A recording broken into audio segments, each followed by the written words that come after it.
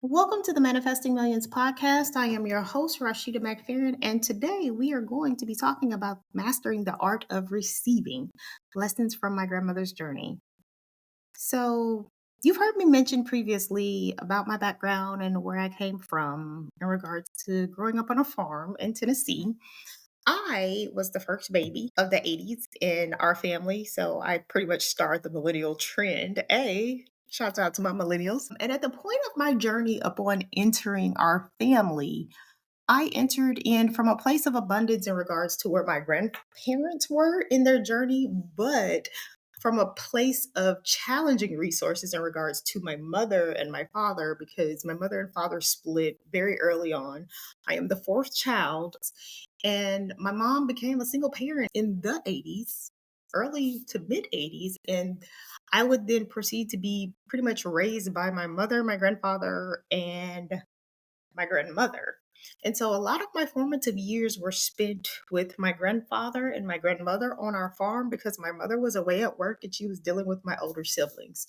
And so my K through 8 years pretty much come into a place of experiencing abundance from my grandmother and my grandfather, at the same time keeping my feet grounded on the ground because my mother was an art teacher. She didn't make a lot of money. She had four children. It's pretty hard to be a single parent in the 80s. But I want to talk about the lessons that I received in regards to being around my grandmother and watching her live her life and basically naturally maneuver her life from a child's perspective, because my grandmother was a homemaker. She had six kids by my grandfather, and she didn't really go to work until the 70s. And then when she did go to work, she got a part time job as a bus driver, but she had always been like a hairstylist on the side doing her own thing. She had a profession. I would say the hairstylist was the most main thing that she did. And the beautiful thing about being around my grandmother is that even though she officially didn't work in a full time capacity, she received from just inheritance. Talk about your eighth house being lit up. Like her eighth house was lit up and on infinity because everything she receives is either from Jake, who is my great grandfather on my grandmother's side, which is her father, or it's from her husband, my grandfather, Noah. And so she comes into a ton of basically money, whether she realizes it or not, in her life and amasses a fortune. And I really, truly don't even think she realized how much she was worth when she passed away. Our family farm has been in the family for 4 to 5 generations. We are definitely one of the Black families that are still around from the post Reconstruction era. My ancestors, my great great grandfather Alex, and then my great grandfather Jake. I don't know who my great grandfather was past Jake on my grandmother's side because I haven't been able to trace that back, but I was able to trace the McFerrin heritage back to almost slavery, when we left South Carolina and somehow ended up in Tennessee and got our freedom. And so my great great great grandmother was a single mother, honey, with two boys. Hello. When you want something to happen, oh, and you come become committed to it, you make it happen. She fled South Carolina with her two boys on her back and somehow made it to West Tennessee. And mind you, we live on almost the cusp between Mississippi on the bottom and Arkansas when you cross over the Mississippi Bridge. And so all the way to West Tennessee, as far west as she could get, a way to get her freedom for her family. And that's how we got our freedom. And so in regards to creating a legacy and cementing something in time, my ancestors were really good about making sure that we had physical assets, I guess, passed down into the generations, regardless of how they ended up distributed. And so my grandmother was a beautiful woman. She was a master receiver. And one of the things that I have noticed about being who I am, I was raised to be very independent. In addition to my mother, my grandmother also, they both encouraged tons of independence in me because I think, especially for my grandmother, she didn't know a life of independence. Her whole makeup was literally dependent on the livelihood of a man, both from her father and from her husband. And so you have to think about it. I am the dream realized when I continue to move in the energy that I move in. I am a single mother of a teenager. I have done corporate America in finance and done it really well. Um, and it's not to say that I haven't tried my hand at being in partnership with a spouse. It's just that this is the way the cards unfolded for me, and I do still want a life partner and to get married. But never will my whole dependency of life be dependent on a man, ever.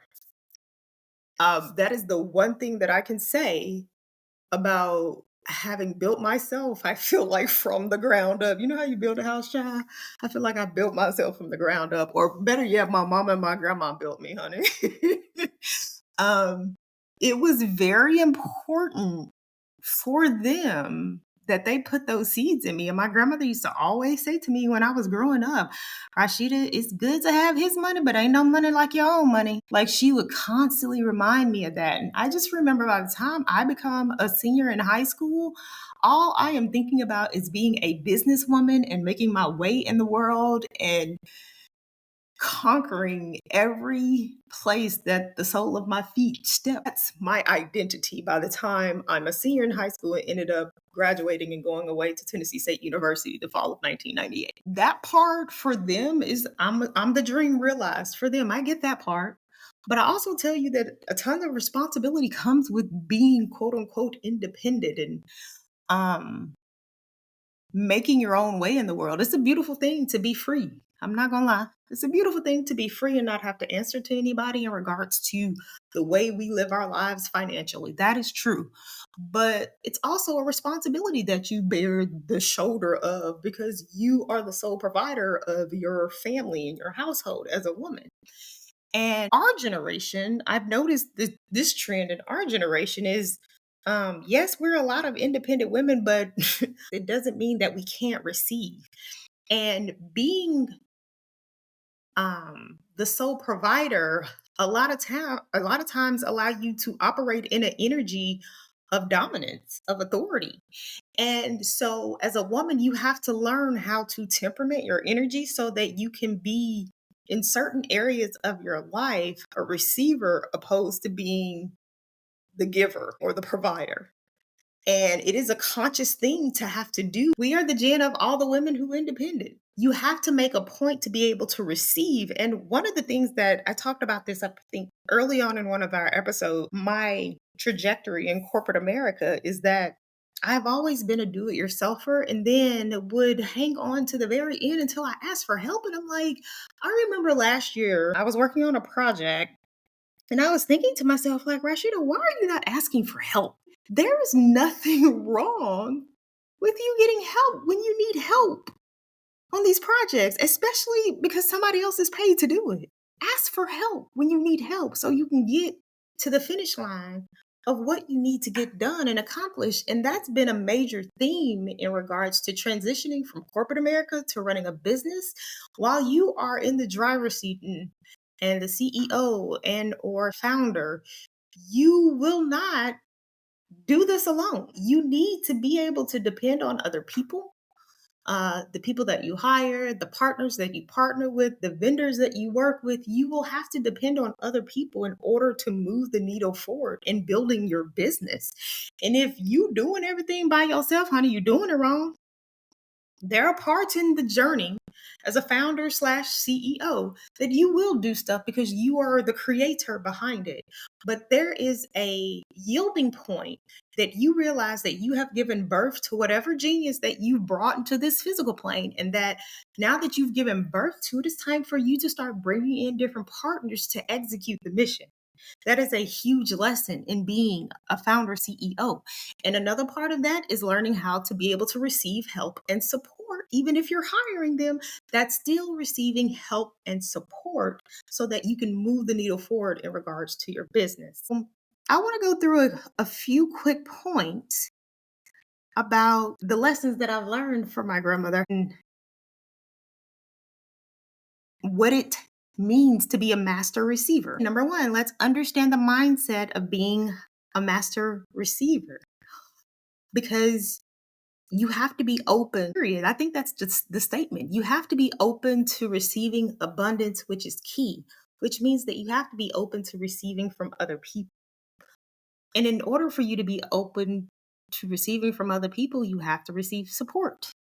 It's really that simple. Number two, you want to start removing blocks to receiving. I just mentioned that, in the later years of my corporate journey, I found myself being in situations where I literally would not ask for help when I needed help, and almost to my detriment. Why would I sit and wait until the last minute for something to go wrong when I could have asked for help, knowing that help was there a month ago? And so that was, like I said, it was a hard lesson for me to learn. But once I learned the lesson and started being open to receiving support, boy, did it help.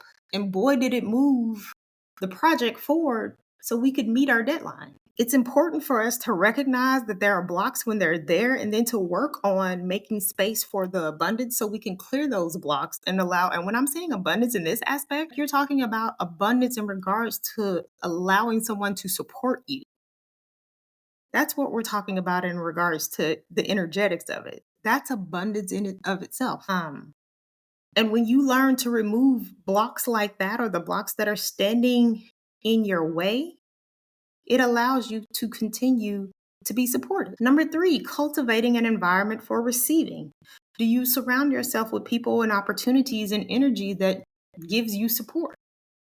Energy that gives to you opposed to taking from you. I went through this period in my life where I felt like I was in a season that everybody in my life was always asking me for stuff and nobody was ever giving to me. I always felt like I was the one giving and I didn't like that energy.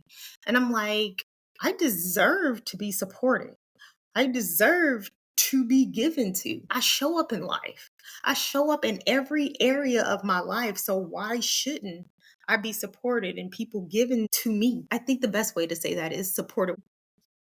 When you're creating an environment that allows you to be supportive, naturally you're going to be a giver. That's how I am. I grew up being naturally a giver because I observed that. So when we're creating an environment of support and giving, we want to be mindful of the support we're receiving and the support we're giving others as well. And then the next one is taking inspired action to attract abundance. The one thing I can say about my grandmother is that people were always giving her stuff. And I'm not just talking about my grandfather and her father. I'm talking about like from a community perspective.